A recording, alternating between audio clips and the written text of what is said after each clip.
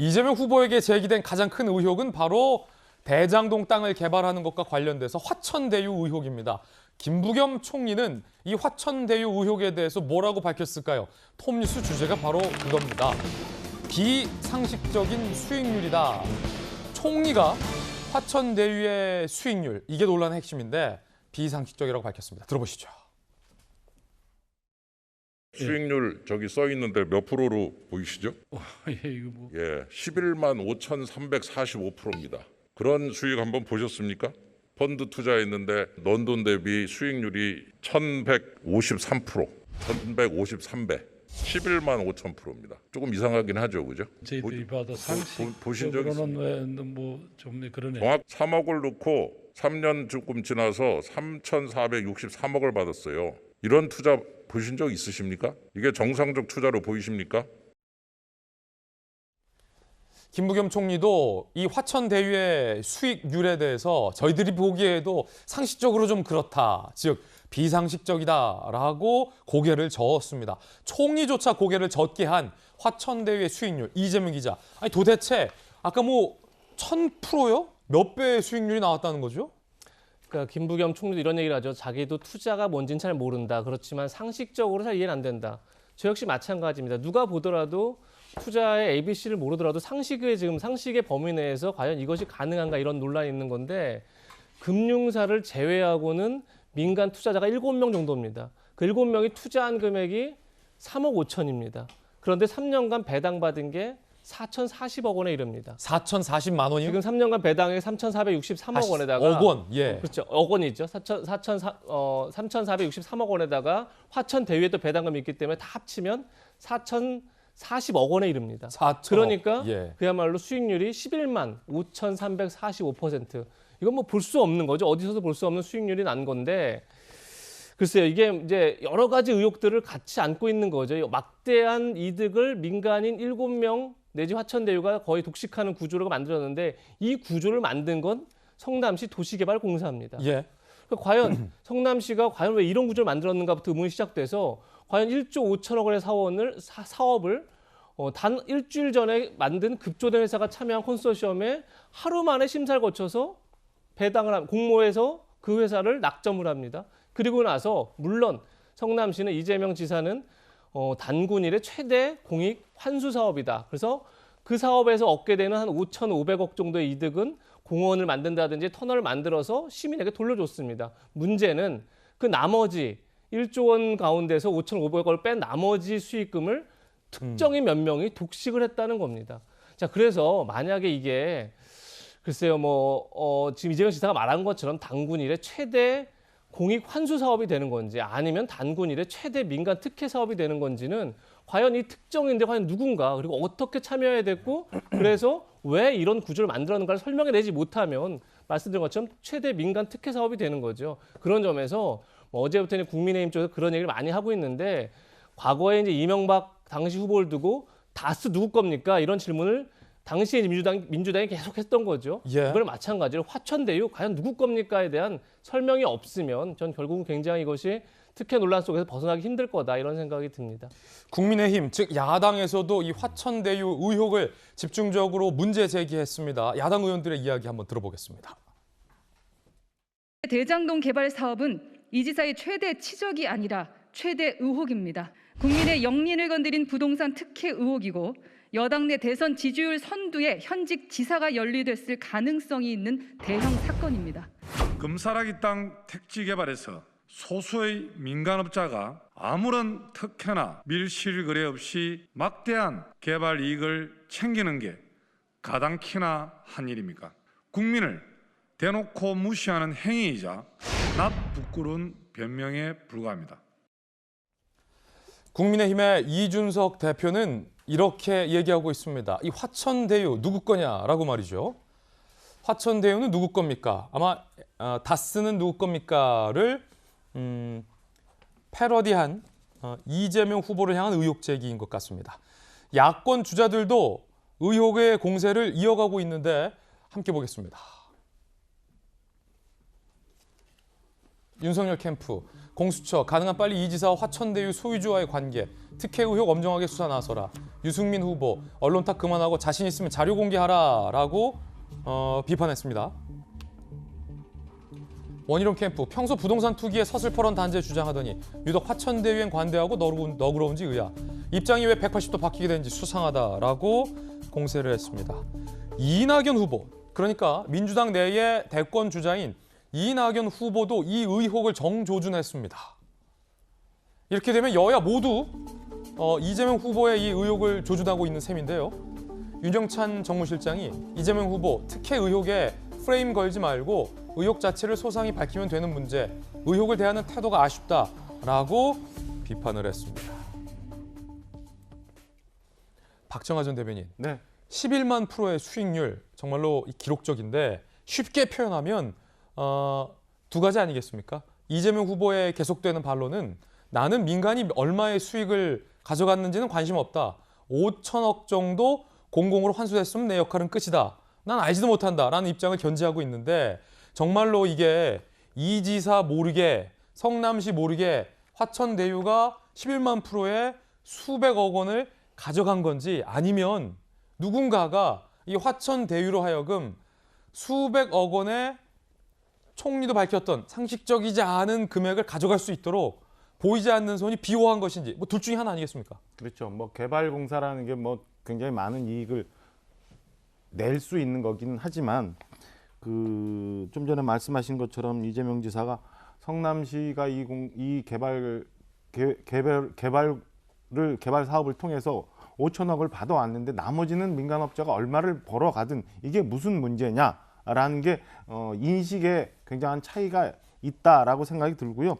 말씀하신 것처럼 자 한번 볼까요? 이게 2015년 3월 26일 날 오후 6시 사업계획서가 마감이 됩니다. 그리고 바로 다음 날 6시 23분에 이 소위 말하는 성남의 뜰이라는 SPC가 사업 선정이 돼요. 1조 5천억 원이라는 사업자를 선정하는데 단 하루밖에 걸리지가 않아요. 이게 어떻게 되는 거야? 그러면은 그 이전에 이 사업에 대해서 누군가가 어디선가 사업을 결정하는 성남도시개발공사와 뭔가 계속 얘기가 있었던 것 아니냐라는 당연히 합리적인 의심이 있게 되거든요. 근데 이 건에 대해서 아직 분명한 얘기가 없어요. 두 번째 한번 볼까요? 지금 아시는 것처럼 무려 1000배 이상의 수익률을 얻고 이 당시 그럼 계약이 어떻게 됐느냐에 대한 계약서를 성남시의회의 민주당 의원들이 요구를 합니다. 근데 그걸 여태 제출을 하지 않아요. 이 계약서가 어떻게 구성이 돼서 어떤 상황이기 때문에 도대체가 우선주도 아니고 보통주를 갖고 있는 이 성남의 뜰이라는 화천대유라는 사업자가 자산관리회사가 이렇게 많은 수익을 얻었는지에 대한 계약서를 내놓으라고 하는데 계약서를 안 내놓고 그냥 그거는 민주당 해라. 소속 그 시의원들의 요구입니까? 그게 그러니까 성남시 시의회에서 민주당 소속 시의원들이 그걸 요구를 하는데도 그 자료를 제출하지 않아요. 그건 이상하잖아요. 왜? 시의회에서 당연히 이거를 검증하기 위해서 자료를 제출을 하라고 하는데 다른 것도 아니고 성남도시공사가 했던 계약서를 제출을 하지 않는다. 그럼 뒤에 뭐가 구린 데가 있는지 아니면 뭐가 밝혀져서는 안 되는 곳이 있는지에 대한 당연한 의심이 생길 수밖에. 그러니까 마지막 지금 얘기하고 있는 화천대유의 김모 씨가 실소유자냐 아니면 이 화천대유 누구 겁니까? 라고 이준석 대표가 얘기할 정도로 사업자 선정부터 사업 계약부터 나중에 이런 실소유자 논란까지 있는 건인데 이재명 지사는 아이 수사하려면 하고 그다음에 성남시에 5천억 벌어다 줬으면 됐지 나머지가 어떻게 됐든 간에 우리가 왜 문제가 되느냐라고 얘기하는 거는 저는 약간 유체 이탈식 의식 아닌가 라는 생각이 듭니다. 박정하 전 대변인의 비판이었습니다. 자, 강력계 형사 출신 박성배 변호사 오늘 나오셨잖아요. 만약에 이게 수사가 필요하다라고 여야에서 이야기가 나오고 있는데 핵심 의혹을 규명하려면 그러니까 11만 프로의 기적적인 수익률을 이 화천대유가 어떻게 가져갔는지에 대해서 현재 자료로는 도저히 설명이 안 되고 이해가 안 되는데 이거를 정말 누군가가 특혜 의혹을 아니면 야당이 제기한 것처럼 이게 누구 건지 관련 의혹들을 수사해 보려면 어떤 걸 수사해야 됩니까? 기본적으로 이 사안에서 이재명 지사가 수사에 100% 동의한다는 입장을 밝히는 이유는 대선 주자로서의 이재명이 아니라 법조인 이재명으로서 자신감을 밝힌 것이라고 평가할 수 있습니다. 그렇군요. 현재 상황에서는 이 사안을 두고 이재명 지사나 관련 공무원들을 형사처벌하기가 상당히 어렵습니다.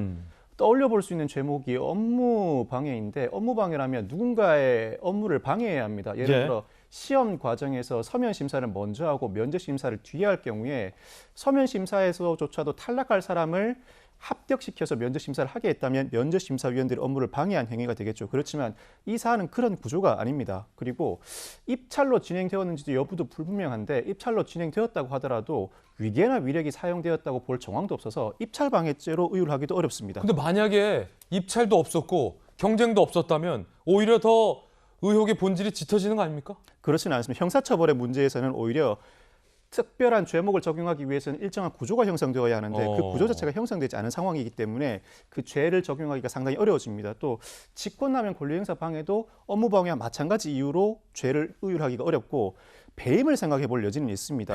배임을 생각해 볼 여지가 있는데 이 사안이 상당히 복잡하죠. 예. 쉽게 얘기해서 이 사안은 공공기관이 수익이 발생했을 때 무조건 그 수익 중에 먼저 이익을 취득하도록 구조를 형성해 두고 나머지는 어떠한 수익이 발생하더라도 그 수익이 어마어마한 수익이 발생하더라도 민간 업체에게 몰아주겠다는 구도를 형성했다는 게 이 사안의 본질입니다. 예. 그렇다면 배임죄가 성립하기 위해서는 공공기관의 업무를 수행하는 자가 누군가에게 이익을 부여한다는데 그쳐서는 안 됩니다.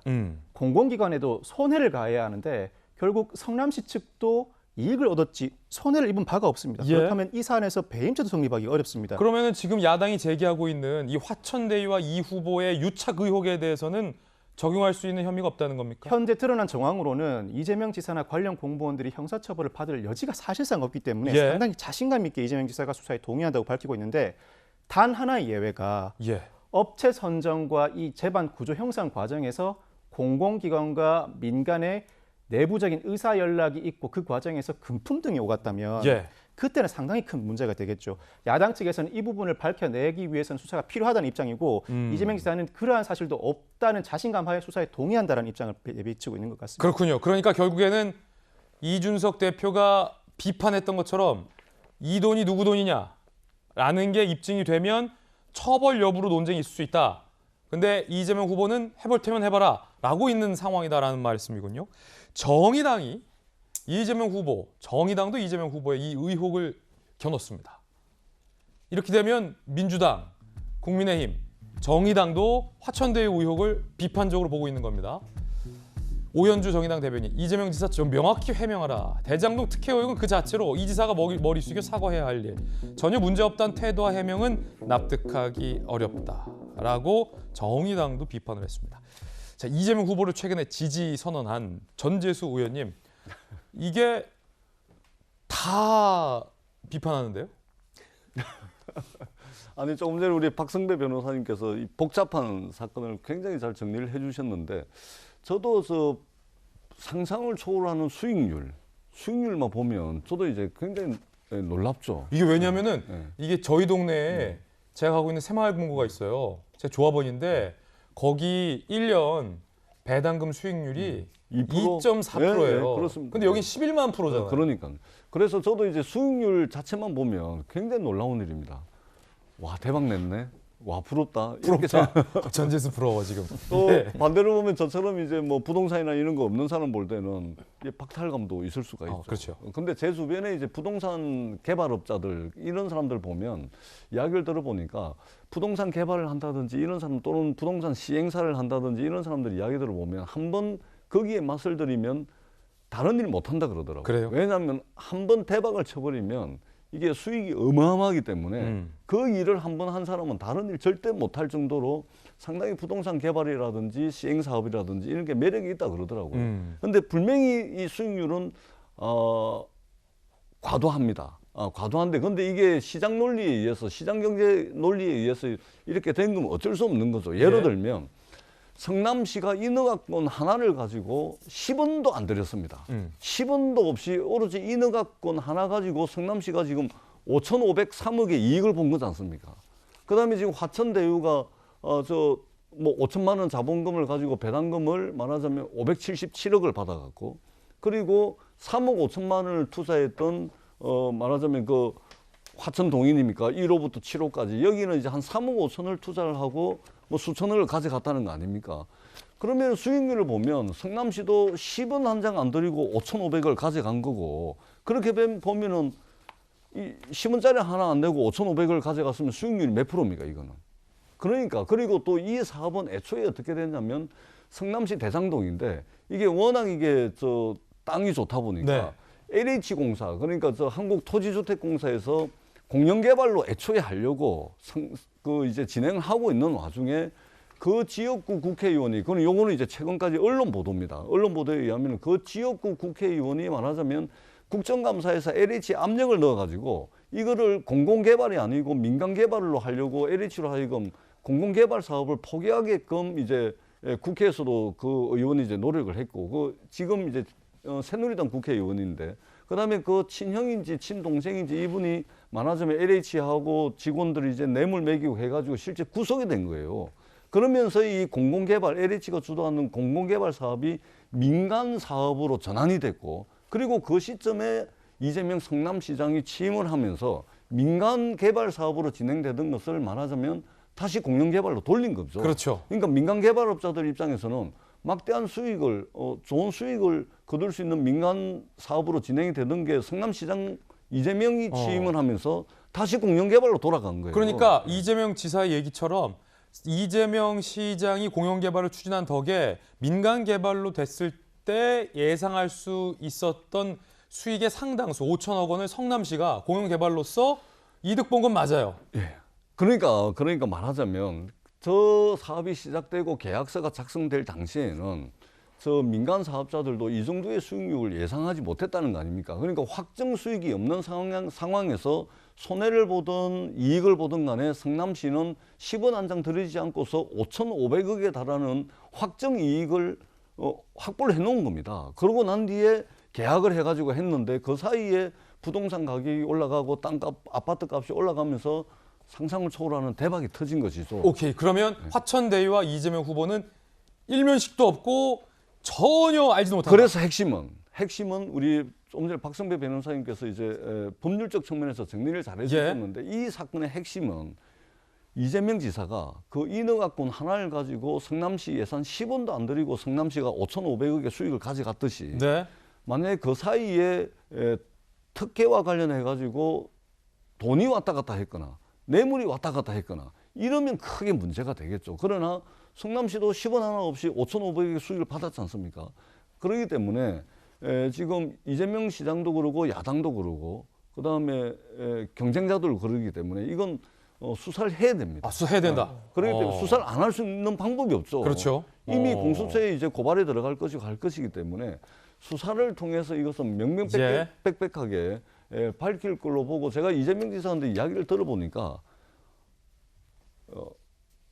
돈이 왔다 갔다 했거나 그러면은 이때까지 자기가 살아남지 못했을 거다. 그리고 이것이 내사도 진행이 됐다고 합니다. 알겠습니다. 그리고 선거법 위반 혐의로 해가지고 이것과 직접적인 관련이 있는 재판은 아니지만 그것과 관련해서 이제 재판에서 무죄도 받은 그것도 있다고 하더라고요. 수사를 통해서 밝혀지길 바랍니다.